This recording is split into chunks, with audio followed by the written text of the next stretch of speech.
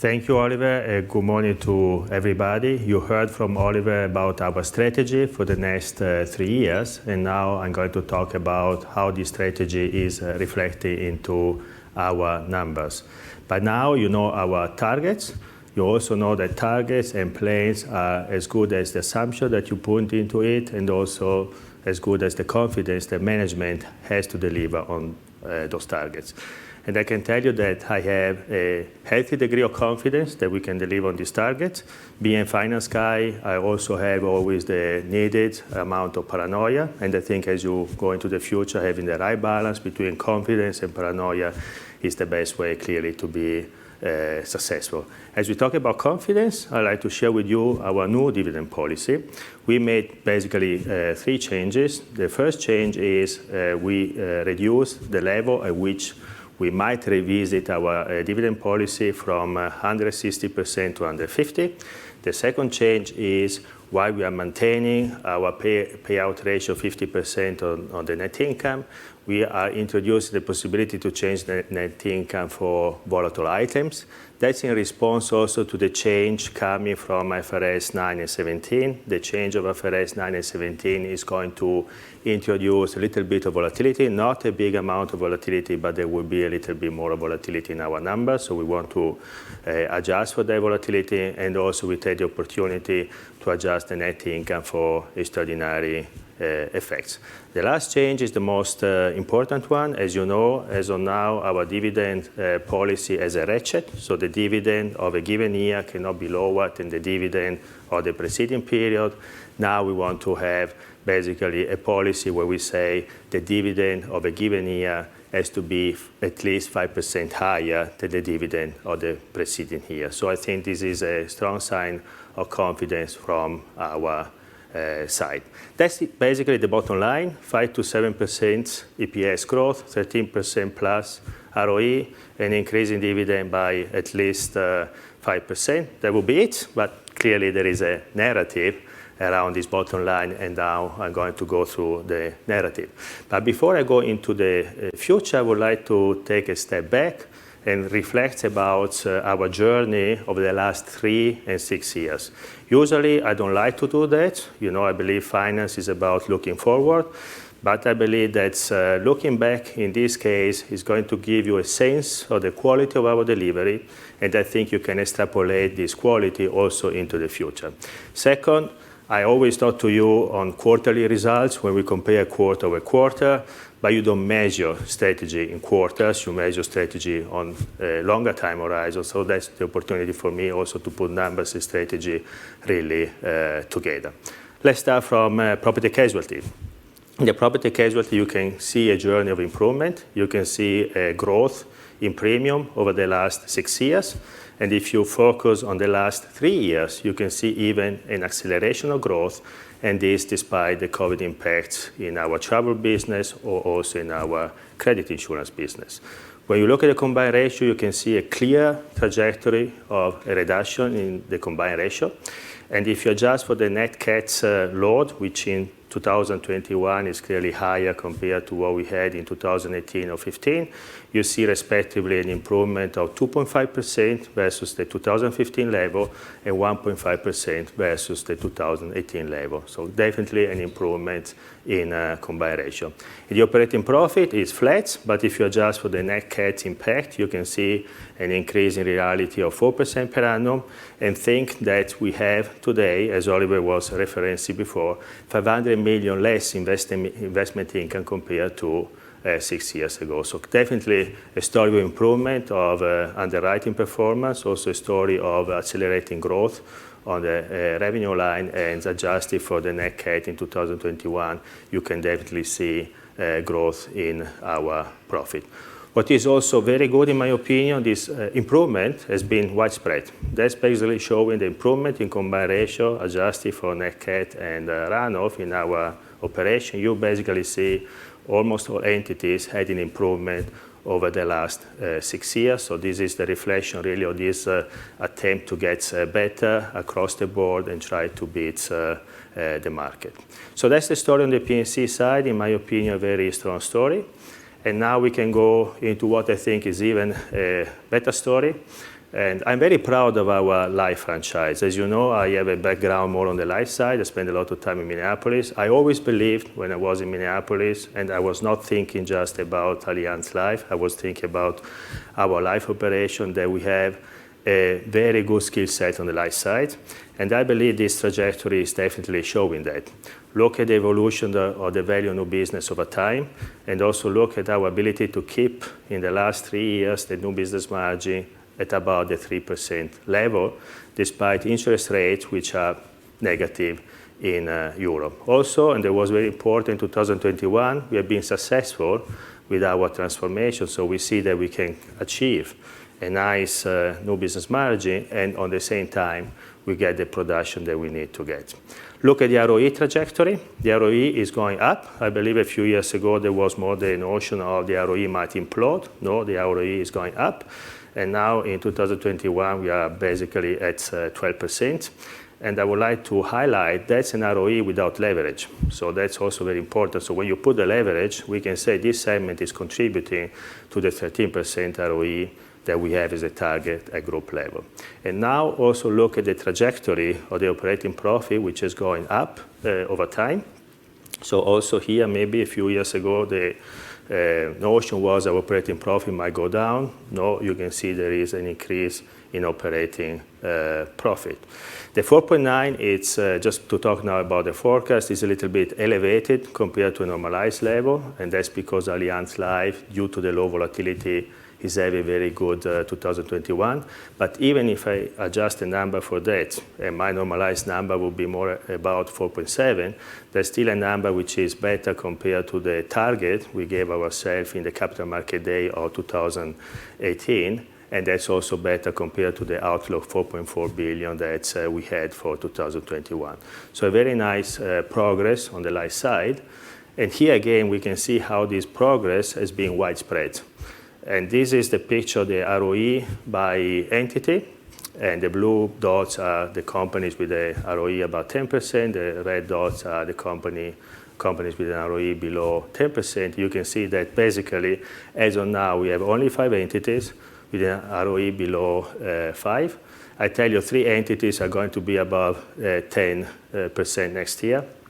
And the 2 companies which are now going to be about the 10% next year are very low. Just to give you an idea, the capital allocation to these 2 companies is 50 million euro each. So basically, we are speaking around this. So we can say all our entities are now delivering ROE, which are going to be in excess of 10%. And I think that's a really powerful picture. Now we come to asset management. In asset management, we have also a nice trajectory. And you can also see how this trajectory has been accelerating over the last 3 years. You can see this in the development of the assets under management. You can see that in the development of the cost-income ratio, and you can see that also in the development of the operating profit. We are clearly well aware that the markets have been benign, so from that point of view, there was definitely a lift coming also from the market conditions, but we also strongly believe that our entities have been performing very nicely in this environment. We are very proud of the franchise that we have, both at PIMCO and at AGI. For PIMCO, you're going to listen to many in a few moments. For AGI, I can tell you they are going to have an operating profit well in excess of 800 million. And I did a benchmarking just a few weeks ago, and I can tell you that in 2021, they are beating the competition basically on all dimensions. So it's not just markets, it's also a lot of hard work going into delivering these numbers. And I don't know if you remember, but in 2018, we had a cost-income target that we gave to ourselves, both for PIMCO and for AGI. In the case of PIMCO, the idea was to keep the cost-income ratio below the 60% level. You don't see the numbers in these slides, but you can see that we've been keeping the cost-income ratio very stable. And if I were to put the numbers in the slide, the cost-income ratio for PIMCO, it's about 59%. In the case of AGI, we gave us a target of below 67. And if I were to put a number on the blue dots on the right-hand side, the number would be 63%. So from that point of view, really an overachievement due also to the intense restructuring that AGI has done in 2020. Even more important, despite this restructuring, which was also restructuring on the investment platform, AGI is producing record flows this year. So that's the important part of the story, because sometimes when you do restructuring, you lose on some other value drivers. In this case, it's definitely something very positive that we see record inflows at AGI also in 2021. So a very good story also on the asset management side. And now clearly when you add this kind of operating performance, this finds its way also in the Solvency II calculation. And here you can see that over the last 3 years, our organic capital generation on average has been about 9 percentage points. And this despite clearly the challenging condition that we had in 2020 because of COVID. So if we were just to normalize for that and consider a normal year, the capital generation would have been 10 percentage point for sure. But the real part of the story in these slides is the business evolution, and especially the contribution of life to the business evolution. And you can see basically that the life business is not really adding to our ACR on a organic basis. Clearly, since rates went down, we had to put more Solvency II capital because of the market movement, but the ongoing generation on the life side is basically zero, which means the capital efficiency of the new product is such that basically the capital that we need to put for them is compensated by the release of capital that we get from the in-force. And then don't forget that we have a value new business, which is helping the own fund. So I think that's a very powerful story, especially as we project, our thinking into the future. And now this is about remittances. One thing is capital, one thing is the cash that you get into the holding company. The two things are related, but they are not equal. You can see that we had about 20 billion of cash remittances, net of holding cost and interest payments in the period 2019 to 2021. That's a little bit lower compared to the level that we had in the previous 3 years period. That was because in 2016 we had about 10 billion remittances coming from our entities. That was really a very high number. I think there was a welcoming gift for Oliver, who was the new CEO. So, but in overall, you can see that we have a very high remittance, on average about 95%, and the 91% level is a very good level also for a company which is growing. We are not shrinking. And now when you look at the payout to shareholder, you can see about 30 billion plus over the last 6 years. Clearly you see a little bit more buyback in the period 16-18, a little bit less in 19-21 because we had more M&A activity. We always said that we're going to pace buyback and M&A in a tactical and strategic way over time. On average, you can expect the average of those numbers. What is nice is the outcome is the same because, as Oliver showed before, we had a 6% EPS growth in the period 16-18, and we expect to have, adjusted for extraordinary effect, also an EPS growth of 6% in the period 2019-21. So we have this kind of flexibility, and clearly you can assume that we are going always to keep in mind what our targets are and do our best to achieve our targets. So that's the story. I think it's a very compelling story from a delivery. And I would say the quality and consistency of the delivery that you saw in the last 3 or 6 years is the same quality and consistency that we want to bring also into the future. So now let's talk about the next 3 years.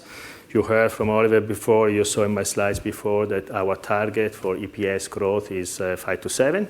So I choose basically the midpoint of these 5 to 7. I'm using 6 as a reference point. And we are assuming that 2/3 of the 6% growth is going to come from operating profit development, and 1/3 is coming from capital management.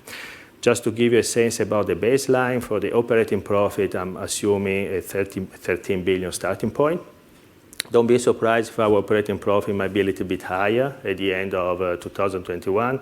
But I think for the sake of this argument, it's good to start with the 13 billion rounding number for operating profit. And for the EPS, I'm assuming normalized EPS of 2021 for 2021. So that's the reference point that we're using as we go into this conversation. Now, starting from the operating profit, we are targeting 4%, which means basically at least 14.5 billion of operating profit by 2024. I know you are very good with math, so if you add the numbers of the segments in 2024, you're going to see indeed an operating profit more of 14.8. So I would say clearly our expectation is that we're going to exceed the 14.5 in order to get to a very solid 4% growth in operating profit. Now I'd like to go with you through the segment development. Let's start from property and casualty, where we expect our operating profit to go up by about $1 billion. And when you do the decomposition between underwriting results and investment income, we are expecting basically 1.2 billion, a very solid 1.2 billion of additional underwriting results, which means a growth of 7%. On the other side, we still are going to have some drag coming from the operating investment result. That's about minus 1%. So when you put all together, anyway, a plus 6% growth in our operating profit for property casualty. On the operating investment results, we also expect that this drag is going to reduce over time. So as we are going to have the next Capital Market Day in 2024, I expect that the number is not going to be negative anymore. Now, talking about the underwriting results, we are assuming 3 to 4% of growth, and we are assuming a reduction of the combined ratio to 92%. I think that's a very realistic expectation. Part of the improvement is going to come from retail. I can tell you right away that in retail, if we are adjusting for the net cat load, we are basically right now at 92. So it doesn't take us a lot to get into the range of 91 to 92. So from that point of view, we feel very confident about our ability to get into that range. And when we look at commercial lines, we are a little bit closer to the 95%. If we adjust for net cat, we get closer to the 90, 94 plus. So also in that case, we have a little bit of an improvement, but that's definitely an improvement that we feel we can achieve, and Chris is going to talk later about this. Also, the expense ratio, we want to bring down the expense ratio. So now we are close to the 27% level. The idea is to try to push it down towards the 26%. I don't know whether we're going to get precisely to 26%, but the idea is definitely that in 3 years down the road, when we talk about our expense ratio, we are going to talk of something that resembles 26 and not 27. So if you ask me, this is not an aspiration, that's not an ambition, it's a very realistic plan, and I think it's good to have a plan as opposed to have aspirations or ambitions. Next one is about the plausibility check on the life side. Let's start first from the 4.9 billion of operating profit in 2021. That's indeed a good normalized level because, as I was saying before, yes, we need to normalize down for Allianz Life, which is having a very good year. But on the other side, we know that we had the Aviva acquisition. So from that point of view, that's a good baseline. And then we expect to achieve a growth of 3% over the next 3 years. What we see here is a strong contribution coming from our preferred lines. And we have a double-digit growth expectation for OP in protection unit-linked. And we have a high single-digit growth expectation on our capital-efficient products. And when you look at the contribution of the operating profit coming from the capital-efficient lines, we are basically more than 70% of operating profit coming from those lines. If you look at the contribution on a value new business, even higher, obviously. On the other side, clearly, we are going to run off, basically, the guaranteed savings and annuity business, so that's where you see the minus 3% coming through.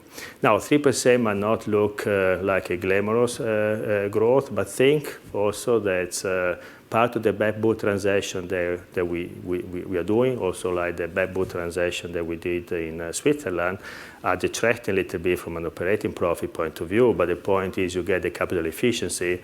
So that's more also of an ROE play. It's not just an operating profit play. You saw that reflected also in the slides of Oliver with the 13% ROE target for 2024. So when you consider the package of growth in operating profit and improvement in ROE, I think that's a solid package. Again, that's not an ambition, that's not an aspiration, that's a plan. And now coming to asset management, we have an expectation of 5% growth over the next 3 years. 3% growth is coming from growth in the assets under management, and 2% is coming from margin and efficiency. Now starting from the assets under management growth, the 3% growth in assets under management is, I would say, pretty solid to achieve in the sense just the net flows. If you look at our net flows history, you need to do an average because net flows can be high or lower depending on the market condition. You get easily to 2 to 3% of net flows contribution to our assets under management. So we are not relying on market performance basically to get to this kind of numbers. Clearly market performance or dislocation of very favorable markets, they can create a sensitivity around these numbers, but you can get pretty comfortable with the idea that the 3% growth in assets under management is a very moderate growth for the business. And then on the fee margin, we are assuming stable fee margin. That's also the experience that we are currently doing, that we have been doing the last quarters. Also from a performance fees, we are assuming stable performance fees, and we still want to achieve some improvement in the cost-income ratio. So again, here you can see we don't need to make a heroic assumption to get to a 5% growth in our profitability in asset management. So that's the story on our operating performance, and clearly all these numbers somehow find their way into Solvency II. Solvency II is a little bit of a different accounting metric, but there is a link clearly between the two. So overall, we are expecting an organic own fund generation after tax of 30 billion. Then we are going to invest about 4 billion into growth, which is basically the capital consumption coming from the growth in P&C. Then we have an assumption of about 14 billion of dividend over the next 3 years, which means we have an excess capital generation of 12 billion cumulative over the next 3 years. And in the language that we use during our regular calls, this means basically 10 percentage point capital generation per annum. And then the translation from capital to cash, we need always to account for some non-cash item. There is even always some leakage, if you want, into the system. This leads us to a 9 billion of excess cash generation cumulative, which is about 3 billion per annum. If you remember the Capital Market Day of 2018, we had 2.5 billion per annum. So overall, it's way more than 10% increase in our excess cash generation. And then the sticker is also relevant. So if we keep the leverage constant, we would have additional 2 billion of hybrid capacity to support both cash and capital generation. But setting this aside, just organically, without even accepting a reduction of the leverage ratio, we would have 9 billion of excess cash generation and 12 billion of excess capital generation.